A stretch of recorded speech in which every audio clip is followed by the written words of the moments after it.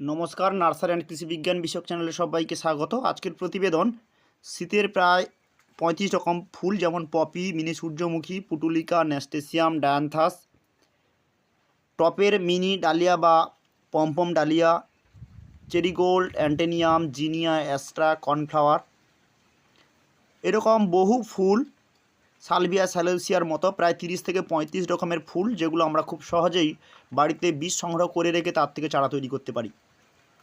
দেশি গাঁদা, কসমস সহ 30 থেকে 35 রকমের বীজ, আমরা দেশি প্রজাতির যে বীজ তা সংগ্রহ করে পরের বছরে সেই প্রজাতির রং, বৈশিষ্ট্য বা গোত্রের ফুল আমরা সহজে পেতে পারি, যাতে পরবর্তী ক্ষেত্রে আমাদের পছন্দের মতো রং খোঁজার জন্য বা সঠিক চারা বা বীজ সংগ্রহের জন্য আর কোথাও যেতে হবে না। অধিক পরিমাণে চারা আপনারা বাড়িতেও লাগাতে পারেন, পার্শ্ববর্তী বিভিন্ন জায়গায় সেগুলোকে সহযোগিতা করতে পারেন বা দান করতে পারেন। তবে যখন আমরা ফুল সংগ্রহ করব, খেয়াল করতে হবে ফুলগুলো ঝরে যাবে, তারপর বীজে বা ফলে রূপান্তরিত বীজ হবে।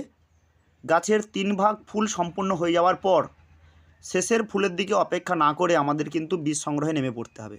দেরি করলেও বীজগুলো ঝরে যেতে পারে। প্রধান যে পুষ্ট বীজ, সেগুলো প্রথমেই ফুল থেকে ফলে রূপান্তরিত হয় ও বীজে রূপান্তরিত হয়, সেগুলো ঝরে যেতে পারে।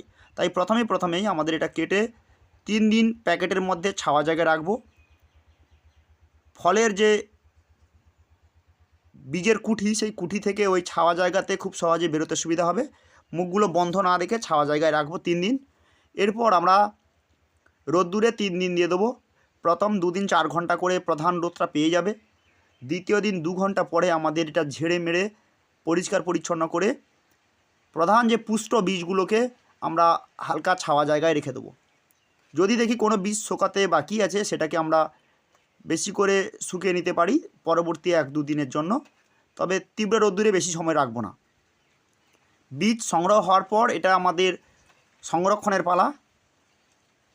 কিভাবে বীজ সংগ্রহ করতে হবে আমরা পরবর্তী প্রতিবেদনে যে বীজগুলো আমরা আজকের সংগ্রহ করেছি সেগুলো প্যাকেট করার সময় দেখিয়ে দেবো। কিভাবে প্যাকেট করব, বীজের মধ্যে কি কি সার ঔষধ প্রয়োগ করতে হয় তা আমরা পূর্ণাঙ্গ পেয়ে যাব। ভিডিওটি ভালো লাগলে অবশ্য লাইক, কমেন্ট ও শেয়ারের পাশাপাশি চ্যানেলটাকে সাবস্ক্রাইব করবেন। নিত্য নতুন নার্সারি এবং কৃষি বিজ্ঞান বিষয়ক প্রতিবেদন পেতে আমাদের চ্যানেলে পরিবারের সঙ্গে জুড়ে থাকবেন। এবং ফুল, ফল সহ বিভিন্ন সবজির বীজও এই একই রকমভাবে সংগ্রহ করতে পারেন, প্রত্যেকটার আলাদা আলাদা পাউডার দিয়ে বা আলাদা আলাদা প্যাকেট করে। ধন্যবাদ।